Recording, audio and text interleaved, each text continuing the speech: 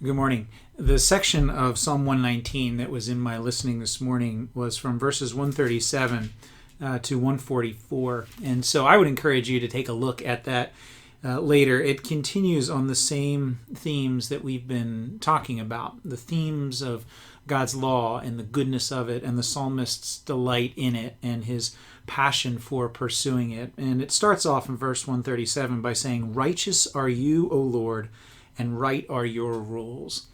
And I can't help but think of Jesus when I think of the righteousness of God, because in Jesus you had the perfection of God in keeping the law.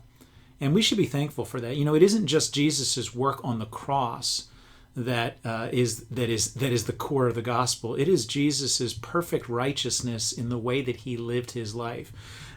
The theologians will divide it and think of it as the work of Christ in his passive obedience, his sacrificial death, and the work of Christ in his active obedience, his righteous completion of the law in following it perfectly his entire life. And his adherence to the law, his righteousness, is what makes his sacrifice worthy in our place. In other words, if he had not lived a righteous life, then his life would not have been worthy to be given for ours. And we should be grateful for that.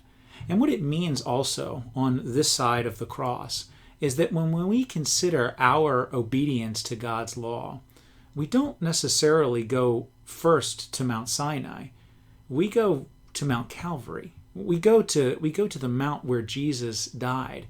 And not just simply because, Jesus died and he took away my sins and took away the penalty for my sins, and so I don't need to worry about following the law anymore. No.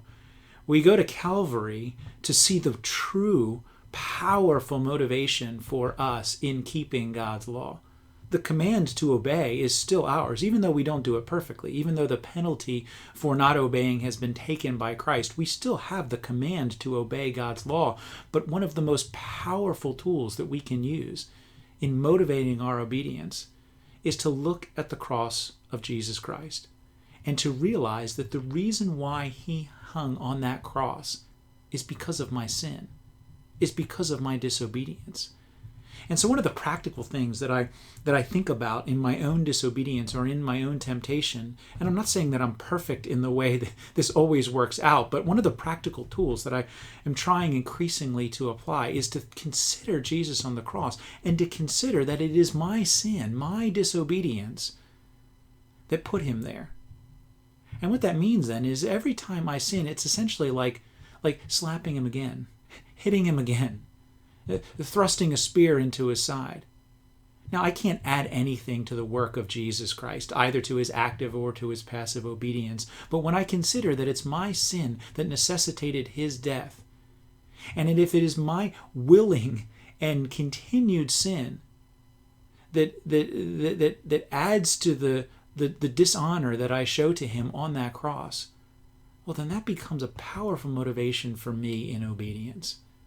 Right? Every time I sin, I'm essentially saying to God, to Jesus, as he hangs on the cross, the Son of God and the Son of Man, "Here, Jesus, take it again. Have another."